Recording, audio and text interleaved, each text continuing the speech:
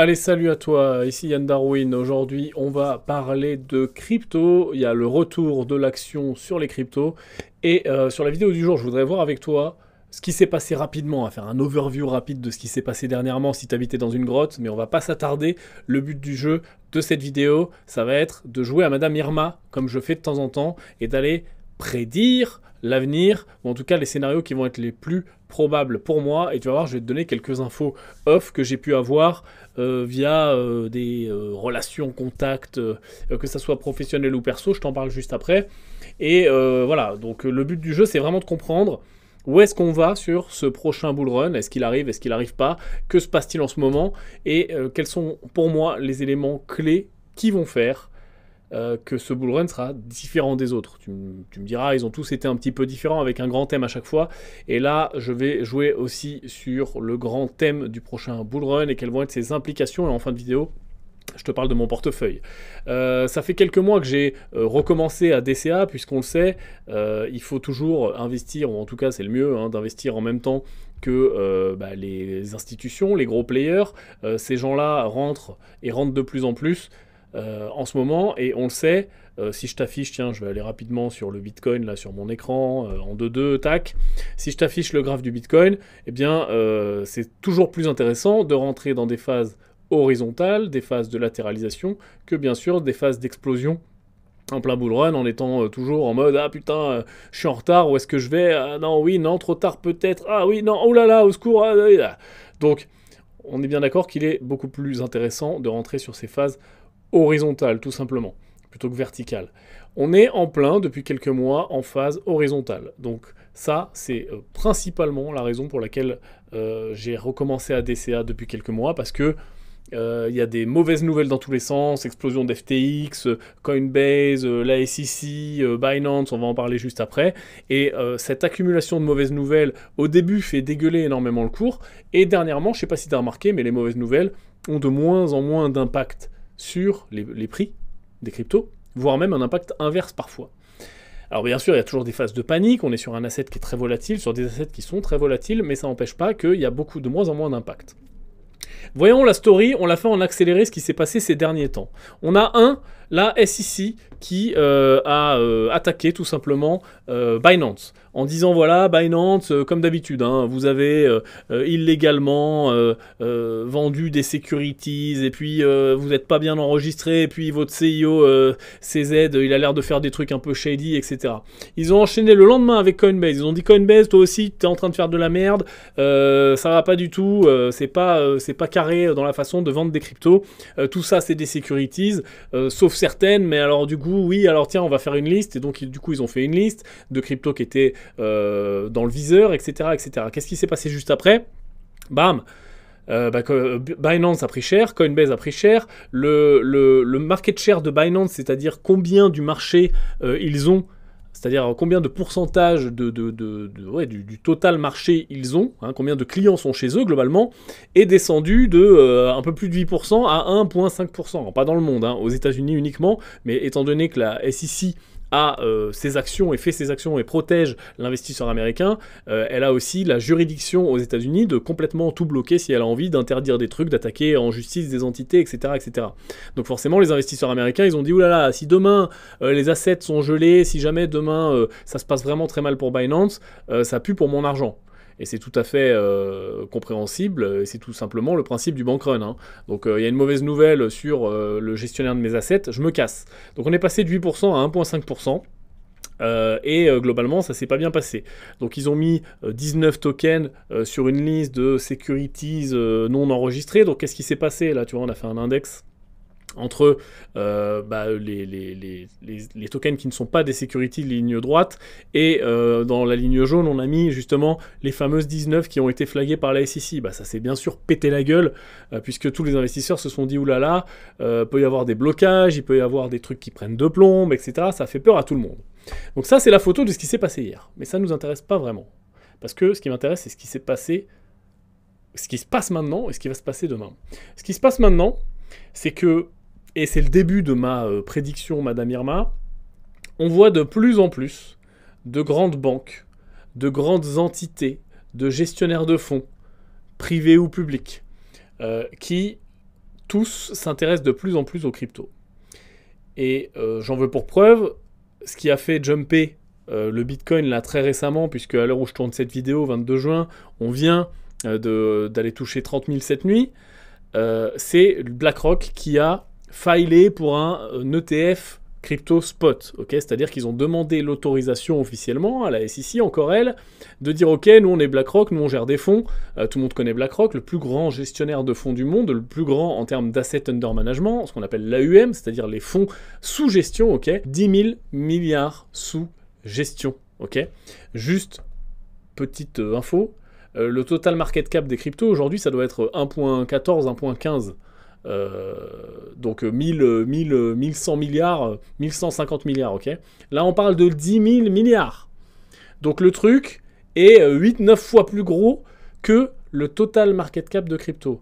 Alors certes, c'est pas des fonds qui détiennent en direct, c'est des assets sous gestion, c'est-à-dire qu'ils émettent des ETF, etc., notamment, énormément. Mais toujours est-il que cette simple entité financière, ce simple gestionnaire de fonds, est 10 fois plus gros que la totalité du market cap des cryptos. Je te parle même pas de la liquidité nécessaire pour... je te parle du total market cap. Vraiment, on multiplie juste le nombre de tokens par leur prix. Donc, c'est immense, ok. Et ce qui se passe, en effet, c'est qu'ils ont filé, donc ils ont demandé l'autorisation de faire un ETF. C'est pas du tout les premiers à le faire, mais quand c'est BlackRock qui le fait, tout le monde se dit « Ah, tiens, peut-être qu'ils savent quelque chose, tu sais, théorie du complot toujours. Ou alors peut-être que c'est même eux qui sont à l'origine de la SEC parce qu'ils ont tiré les ficelles. Ou alors peut-être que, bon, bah s'ils le font, c'est qu'ils ont fait un calcul financier qui fait que ça fait du sens. Ou alors il y a aussi des théories qui disent, bon, bah s'ils le font, c'est qu'ils ont de la demande qui est énorme et ça vaut le coup de le faire. Bref, je cherche même pas à savoir laquelle de ces théories est la bonne. Le truc, c'est qu'ils l'ont fait. Et moi, ce qui m'intéresse surtout, c'est pas trop de savoir pourquoi, c'est de savoir que est-ce qu'ils le font ou pas? Ils l'ont fait. Et donc le marché a très bien réagi, en effet, puisque ça fait du sens de se dire que le plus gros gestionnaire de fonds du monde a peut-être plus de chances, pour des raisons X ou Y, d'avoir gain de cause. C'est pas les seuls, il y en a plein qui ont filé, notamment Wisdom Tree, notamment le GBTC, etc., etc., qui veut se transformer en ETF. Bref, ça fait depuis quelques années maintenant que tout le monde essaye de lancer un ETF spot sur le Bitcoin. Il y a des ETF sur les futurs, il n'y a rien sur le spot. On ne va pas rentrer dans les détails sur les différences, mais toujours est-il que le marché attend ça, parce qu'un ETF spot, c'est tout simplement un produit qui va être extrêmement liquide, qui va être extrêmement utilisé, qui va pouvoir rentrer dans énormément de portefeuilles, qui soient retail ou professionnels. Donc c'est très attendu, et donc le marché crypto a très bien répondu. Maintenant, c'est pas les seuls qui sont en train d'arriver. Et c'est ça aussi le truc qui se passe. C'est que maintenant, ce que je suis en train de voir est le début du thème qui, à mon avis, va être celui du prochain bull run, c'est que tout simplement, il y a de plus en plus d'initiatives qui arrivent. On a BlackRock, je l'ai dit. On a également Citadel, Fidelity et Charles Schwab, qui sont trois grosses entités également qui sont associées pour lancer une plateforme régulée crypto, EDX, Markets, qui va être un exchange, mais un exchange, pas une petite start-up qui devient grosse comme l'a pu être Binance ou Coinbase, etc. Mais trois gros acteurs immenses déjà en place, qui gèrent énormément de fonds et qui ont leurs entrées à Wall Street et dans les bourses du monde entier, qui se structurent pour enfin passer à l'action. Alors que je te rappelle, il y a encore même pas années, quelques mois, ces mêmes personnes, ces mêmes gens, les CEO de ces différentes boîtes nous disaient « Oui, mais les cryptos, c'est une arnaque, ça va s'effondrer, vous allez perdre votre argent, il n'y a aucun avenir, le Bitcoin va aller à zéro, blablabla. Bla, bla, bla. » Aujourd'hui, ils sont tous en train de se structurer de plus en plus. Et donc, bah forcément, ça marche de mieux en mieux, tout simplement. On casse, on fait que ça. Maintenant, si je vais un petit peu plus loin dans mon scénario, tiens, on va aller faire des dessins magiques, ou en tout cas, on va aller écrire sur l'iPad. Je pense que, dans l'avenir, on le sait, il va y avoir plus de hausse de taux. Powell l'a encore annoncé hier, devant le Financial Committee aux États-Unis. Il a dit, officiellement, pas plus tard qu'hier, non, on n'a pas fini d'augmenter les taux, on va continuer d'augmenter les taux. Le marché, d'ailleurs, price déjà plus 25 points de base à la prochaine réunion, ok? Donc on sait que les taux vont augmenter, jusqu'à où on ne sait pas, mais on sait qu'ils vont continuer à augmenter, ou en tout cas qu'ils sont orientés à la hausse. On sait qu'il y a toujours un peu d'inflation, même si ça va beaucoup mieux. On sait que on a des doutes sur l'emploi, on commence à voir des signes, les analystes se posent de plus en plus de questions sur le fait qu'est-ce qu'on va arriver à avoir un soft landing ou pas. Et donc tout ça nous mène à des doutes sur une récession, ok? Une possible récession, vraie ou pas vraie, on n'en sait rien, mais en tout cas, c'est ça, c'est le thème qui fait peur au marché aujourd'hui. Ça, c'est, on va dire, l'environnement tout de suite. Maintenant, j'ajoute à ça, ok? Je vais faire une équation magique. J'ajoute les banques et les institutions qui step in, ok? Qui rentrent dans le game, comme on vient de le voir, BlackRock, Fidelity, Charles Schwab, et pas que eux. Les banques privées également. Et je vais te raconter une anecdote. On a les banques privées, on a aussi les banques retail. Ça commence un petit peu, il y a certaines banques, ça y est, qui commencent à arrêter de faire chier sur les virements, qui commencent à mettre en place des choses pour officiellement, peut-être, demain, accepter les cryptos, ou être dans un écosystème friendly, etc. etc. Je vais te raconter une anecdote sur les banques privées. On le voit, de plus en plus, ont annoncé, pareil, de mettre en place pour leurs clients des possibilités d'investir de plus en plus. J'ai eu un call pas plus tard que la semaine dernière avec une banque privée dans laquelle je suis client en Suisse, dont je tairai le nom pour des raisons bien sûr évidentes de confidentialité. Ils sont en train de lancer, eux, et c'est pas les seuls, tu peux aller sur Google et taper banque privée crypto et tu verras que la plupart des grandes enseignes, notamment en Suisse, qui sont un peu voilà, la banque du monde, sont en train toutes d'annoncer une par une, ok, on va mettre en place notamment la possibilité d'acheter et vendre des cryptos pour nos clients, c'est-à-dire de nous-mêmes être l'exchange. On va mettre en place la possibilité de faire le custody, c'est-à-dire nous-mêmes de sécuriser les fonds. Il n'y a plus d'histoire de hot wallet, de cold wallet, d'exchange qui peut être hacké, etc. On garantit les fonds, on est une banque les gars, on est une banque privée, on est solide, on garantit les fonds, si jamais il y a un problème, hop, c'est garanti.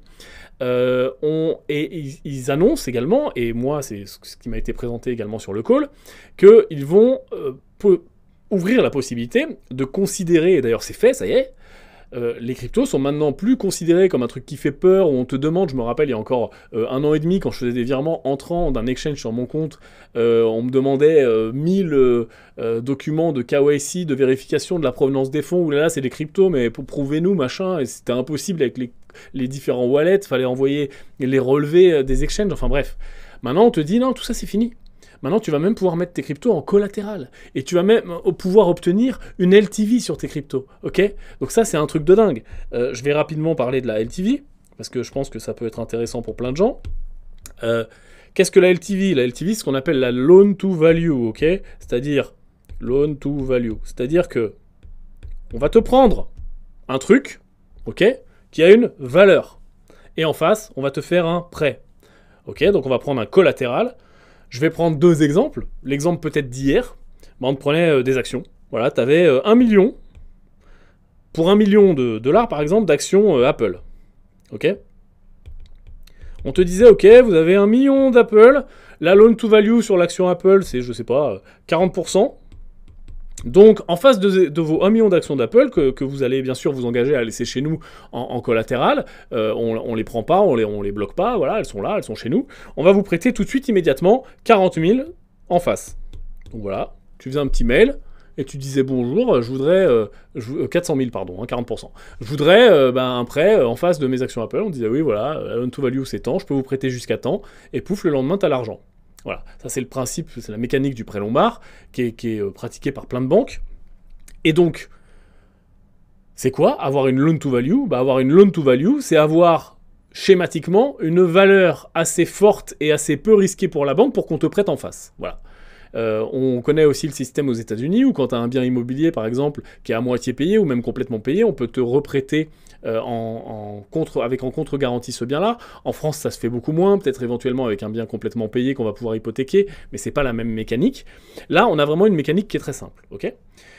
Donc ça se fait depuis toujours sur des assets, des actifs qui ont une liquidité, qui ont une valeur et qui sont vus comme relativement safe ou relativement stables. Donc des grandes actions, des actions très liquides, ok, de grosses capitalisations.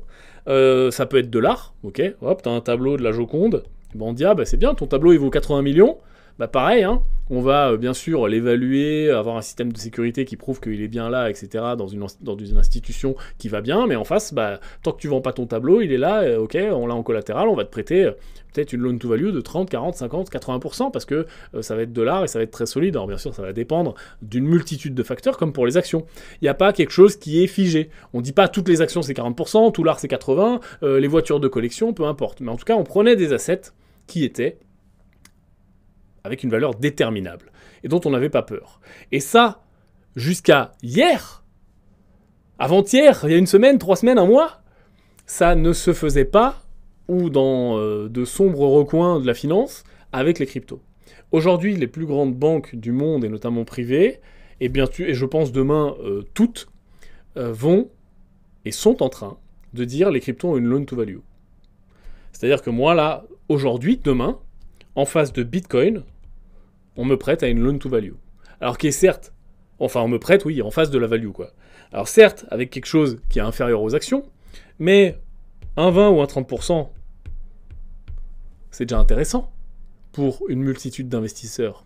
Alors oui, tu vas me dire, oui, mais ça c'est pas pour le commun des mortels, c'est pas pour monsieur, madame, tout le monde, ça s'adresse que aux gens qui sont en banque privée ou qui sont riches, etc. Alors je vais te dire deux choses. Je vais te dire, oui, t'as raison. Mais on s'en fout. Parce que ces gens-là qui détiennent beaucoup d'actifs, bah forcément, ils ont un impact beaucoup plus important que Madame Michu sur les marchés. Que ça soit actions, que ça soit tous les marchés du monde. Hein. L'art, n'importe quel actif, l'immobilier, tout ce que tu veux. Ils ont un impact qui est plus important, parce qu'ils ont plus de liquidité, donc ils peuvent forcément plus investir et plus déterminer, avoir une force plus importante dans la détermination du sens de tel ou tel actif. Ça, c'est la première chose. La deuxième chose, c'est qu'il faut bien rentrer quelque part. On ne peut pas changer tout un système et dire, ok, dès demain, même Madame Michu, elle peut, à la BNP Paribas de Limoges, aller mettre ses bitcoins. Ça marche pas. Il faut commencer, tester les systèmes, etc. etc. Et souvent, ça va commencer par peut-être des tranches qui sont peut-être plus aisées et qui vont avoir également d'autres actifs à mettre en collatéral, donc la banque a moins peur, etc. Et surtout, également, je vais te dire, non, finalement, parce que demain, je pense que ça va s'ouvrir à tous. Parce que s'il y a une demande qui est importante, d'abord des gens les plus riches, mais ensuite, il y a plein de gens normaux, entre guillemets, pas forcément fortunés, qui détiennent des cryptos. Et donc les banques un peu plus retail, un petit peu plus grand public, vont aussi voir l'opportunité de se faire des sous, parce que ça va faire des prêts, parce que ça va faire des assets, des actifs sous gestion. Donc ça va être cool, parce que ça va mettre plus de collatéral dans la banque, et puis peut-être que demain, ça sera même pris en compte par les différentes entités de régulation, comme du vrai collatéral également au niveau de la banque, parce que je te rappelle que la banque doit avoir suffisamment de collatéral pour elle-même prêter, etc., etc. Bref, on met plus d'argent dans la machine, tout simplement, et si on met plus d'argent dans la machine, on augmente la demande. Donc je pense que le prochain bull run va être avec, je suis désolé Jean-Kévin, en toile de fond, la prise de dominance des banques sur le système. Et alors, je sais ce que tu vas me dire, et c'est là qu'on va entrer, et je vais continuer mon scénario dans ce que j'appelle la phase, on va remettre un petit plus, la phase de, finalement, scission, ok ? Tu vois, la phase de guerre entre les investisseurs. Donc, ce que je vais classer en investisseurs, c'est les gens... peut-être comme beaucoup de gens qui regardent cette chaîne, peut-être comme toi et moi, enfin moi en tout cas c'est sûr, c'est-à-dire vraiment la personne qui investit, qui est là non pas pour un idéal, mais pour simplement placer son argent, épargner, préparer son futur, améliorer sa vie tout simplement, ok, vraiment le principe de l'investissement, versus l'idéaliste. Et l'idéaliste, bien souvent c'est un petit peu Jean-Kévin, ou alors c'est la personne qui est là depuis le début avec vraiment l'envie de la philosophie de Satoshi. Ou alors c'est vraiment le mec un petit peu rebelle contre la société qui dit oui mais demain t'inquiète pas, les banques vont perdre le contrôle et puis on va les remplacer et puis les banques centrales on va tous les tuer et puis il y aura plus que Bitcoin autour du monde et on paiera nos achats avec du Bitcoin et de l'Ethereum et du Solana et ça va être génial et tous ces méchants riches on va les mettre mettre leur tête au bout d'une pique et les cramer dans la rue et les piquer avec des fourches et puis en faire de l'engrais, enfin t'as compris. Et je pense que vraiment ce prochain bull run va être ça. La prise de dominance des banques et des institutions financières, pas que banques, gestionnaires de fonds, etc., etc. la guerre entre les idéalistes, philosophes, Jean-Kévin, ils sont tous méchants, on va tous les buter, vous inquiétez pas, et on va révolutionner le système, d'un côté, et de l'autre côté, les investisseurs. Ils sont là, bon, ça leur ira très bien. Moi, ça me va très bien que mes cryptos soient dans une banque bien au chaud, bien solide, avec des dizaines, des centaines de milliards d'actifs sous gestion, qui me les garantit, qui me les sécurise, plutôt que sur un sombre exchange qui se fait hacker tous les 4 matins, qui se fait choper par la SEC et tout le monde panique et tout le monde part, etc. Ou sur une clé même sur tu vois, un cold wallet, on a vu plein de digital wallet, de cold wallet, de wallet physique se faire hacker ces derniers temps. Bref, on le sait, c'est le Far West, c'est compliqué. Si demain tes assets sont dans ta banque, il n'y a plus d'histoire de « Ah, j'ai perdu ma clé privée, j'ai perdu mon argent ». Non, non, j'ai mon KYC dans ma banque, j'ai mon passeport, j'ai même plus de clé privée, c'est la banque qui détient les clés privées, il n'y a pas d'histoire de voilà.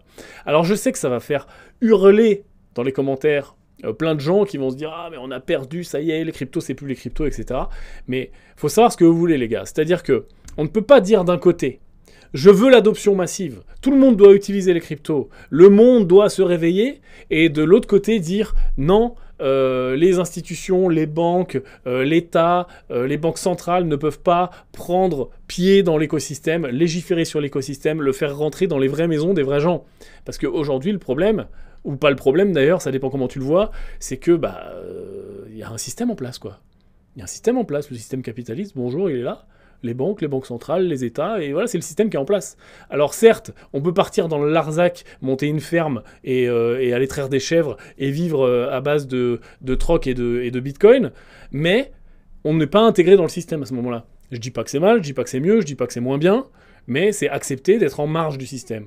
Mais si on veut l'adoption massive auprès du système et que Madame Michu puisse aller acheter son pain en bitcoin ou en je ne sais quelle crypto et qu'on se dit voilà, là on aura réussi, la crypto aura réussi, il faut accepter que ce putain d'écosystème devienne plus simple, plus sécurisé et qu'on puisse le collatéraliser, qu'on puisse prêter en face, etc., etc.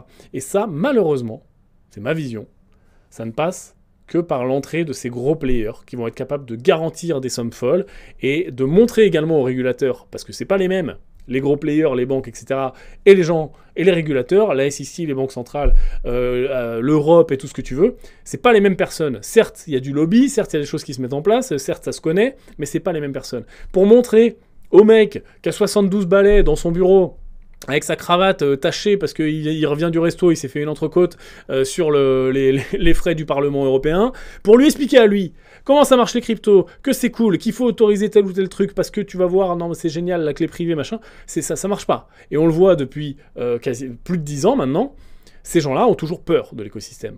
Demain, si c'est son pote de la banque X qui connaît depuis 25 ans parce que ça fait 20 000 ans qu'ils font des trucs ensemble et qui font de la régulation, etc., qui travaillent ensemble en collaboration pour justement que la régulation s'applique, c'est beaucoup plus simple de le convaincre. Lui dire écoute, c'est bon, moi je suis la banque machin, t'inquiète pas, ça y est, on a tout bien fait, là, on a tout bien suivi le règlement, c'est nous, on gère tout, le collatéral machin, t'inquiète, nous on a nos autres assets en face, on met un peu de crypto au milieu de tout ça.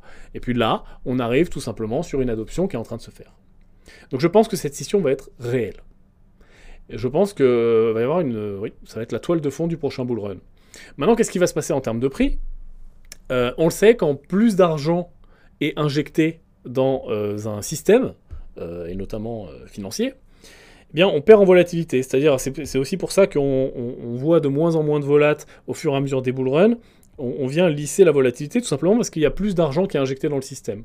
Donc, quels vont être les objectifs ? Bon, on aura le temps d'en reparler, hein, mais quels vont être les objectifs sur les différentes cryptos, etc. Pareil, il y a plein de gens, et peut-être parmi les idéalistes, etc., qui voient le Bitcoin à plus d'1 million sur le prochain bull run. Très honnêtement, je ne le pense pas. Je pense que quelque chose entre 100, 120, 140 000, ça sera vraiment le bout du monde, étant donné l'entrée de tous ces acteurs-là et la liquidité massive qui va en résulter. Ce qu'il faut comprendre, c'est que si demain, là, le mouvement se continue, et je te dis qu'il est bien entamé, je vois pas comment il va s'arrêter. Si demain, le mouvement des banques, notamment des banques privées, notamment des gestionnaires de fortune, des gestionnaires d'actifs, rentrent, ces gens-là, c'est pas Jean-Kévin YOLO all-in. Donc ces gens-là vont savoir prendre des profits, ces gens-là vont savoir se diversifier, ces gens-là vont savoir sortir des cryptos pour revenir plus tard, ces gens-là vont être beaucoup mieux conseillés, ces gens-là vont avoir des portefeuilles qui sont plus diversifiés, etc. etc. Donc on aura moins d'effets super pump. Certes, il va rester des retails au milieu pour faire du super pump et poursuivre le mouvement, mais je pense que la volatilité, c'est ma vision, à l'heure actuelle, va diminuer et qu'on n'ira pas chercher des multiples complètement dingues sur les principales cryptos, en tout cas, hein, Bitcoin, Ethereum, etc. Et notamment Bitcoin, Ethereum, sur ces deux-là. Après, oui, on a toujours des sombres altcoins qui vont faire des grands fois 10 000. Il y aura sûrement des NFT, etc. Tiens, d'ailleurs, allons un petit peu plus loin dans le scénario. Je pense également que cette scission, ici, qui risque de s'opérer, entre les investisseurs et les idéalistes, va provoquer deux choses. La première, côté investisseur, on l'a vu, plus d'argent, baisse de la liquidité, mais par contre, expansion de l'écosystème et ouverture au monde réel. Par contre, du côté des idéalistes, du coup, qu'est-ce qui va se passer? Il va y avoir une frustration, là. Là, ils vont être frustrés. Ils vont se dire « Ah, ça y est, ils ont réussi, ils sont en train de gagner, il faut qu'on se rebelle, etc. » Et je pense qu'une partie de ces idéalistes et une partie de ces adorateurs de vraiment de la philosophie, je suis pas en train de dire que c'est mal, hein, voilà, mais de la philosophie des cryptos et du fait d'être libre, de plus être contrôlé, etc. Je pense que ces gens-là, du coup, vont se rabattre sur d'autres actifs. Puisque, côté investisseur, on va rester sur des choses qui sont sûres et qui ont été déjà accepté, notamment où on a eu des annonces de la SEC sur le fait que non, c'était pas des securities. Je pense principalement Bitcoin, Ethereum et toutes ces cryptos les plus solides. Les idéalistes, à mon avis, vont se rabattre. Et je pense qu'on va revoir l'avènement de memecoin à mort. Je pense qu'il va y avoir de gros pumps de certains memecoins qui existent peut-être déjà ou peut-être de nouveaux qu'on ne connaît pas encore, en signe un petit peu de protestation autour de tout le reste du mouvement qui va s'institutionnaliser. Et je pense également qu'on va voir de beaux pumps sur les NFT, puisque on va pouvoir également utiliser les cryptos, contrairement aux investisseurs qui vont être plus dans une recherche de rentabilité, de gestion de portefeuille, de gestion d'actifs. On va avoir là plus le reflet de l'utilisation des cryptos pour gérer de vraies transactions digitales. Par vrai, j'entends authentifier, notamment l'art, notamment les jeux vidéo, notamment tout ce qui va tourner autour de l'intelligence artificielle pour avoir des notions de propriété ou de validation de l'identité réelle. Puisqu'on va avoir également un vrai problème qui va arriver très rapidement et qui est déjà en train d'arriver, c'est que les modèles d'IA et les deepfakes deviennent tellement forts qu'aujourd'hui, ou en tout cas demain, il va être compliqué de différencier ce qui a été généré de la réalité. Et demain, tu peux voir une vidéo, tu ne sauras plus si, et c'est déjà presque le cas aujourd'hui, si vraiment elle a été générée, voix, image, background, etc., ou si c'est le vrai mec. Et donc, on va avoir également besoin, je pense, de validation d'identité, etc., etc. Donc, voici un petit peu les différents scénarios que je vois, en tout cas, le grand scénario avec quelques détails que je vois sur le prochain bull run. On suivra bien sûr tout ça, puisque, étant donné qu'il y a de l'action qui revient, on va là où est l'action, donc l'action revient sur les cryptos, on fera de plus en plus de vidéos crypto, je t'accompagnerai bien sûr, comme la dernière fois, sur la totalité des différents runs qu'on peut avoir, je te partagerai en toute transparence, alors non pas quand je rentre, parce que c'est déjà fait, et c'est en train de se faire de plus en plus sous la forme d'un DCA, mais en tout cas, peut-être là où j'appuie, là où je commence à avoir peur. Je te donnerai également mes différents points de sortie et stratégies de sortie comme la dernière fois, et puis on essaiera d'être aussi bon que la dernière fois et de sortir proche du top.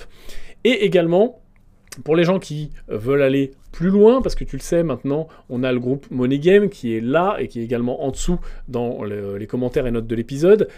Sur Money Game, je vais te partager mon portefeuille réel à l'instant T. Là, d'ailleurs, ça y est, il est en ligne aujourd'hui et je vais également le faire évoluer dans ce groupe-là. Et avec les mises à jour, ce que j'achète et quelle est la répartition de mon portefeuille. Donc vraiment de façon très transparente. Okay, il y a tant de Bitcoin, il y a tant d'Ethereum, il y a tant de telle crypto, telle crypto, telle crypto, telle crypto. Tiens, il y a celle-là qui est vachement prometteuse, mais qui par contre est super risquée, super volatile, mais dans une optique de diversification, j'en mets 3%, etc., etc.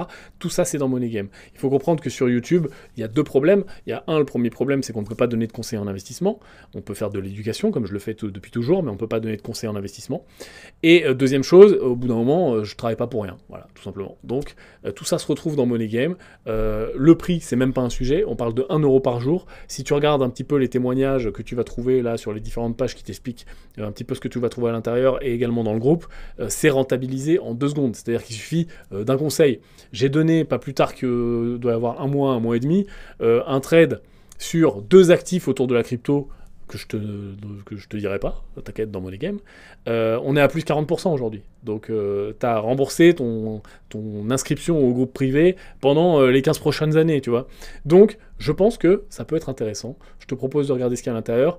Il y a tous les associés fondateurs de Green Bull et les collaborateurs, partenaires de haut niveau qui font du contenu. On donne du contenu qui est exclusif. Il y a des news également sur les investissements qu'on suit qui sont exclusives et qu'on fait avec MyClubDeal. Tu sais qu'on fait beaucoup de private equity qui vont être exclusives à l'intérieur. Bref, voilà, c'est un petit peu le only fan de Green Bull. Et en tout cas, si tu veux être sérieux pour tes investissements, le risque-rendement de cet investissement justement dans Money Game, il est débile. On parle de 1 euro par jour versus sky is the limit. J'ai envie de te dire, sky is the limit. Allez, je te dis à très bientôt la team, t'as toutes les infos autour. Ciao.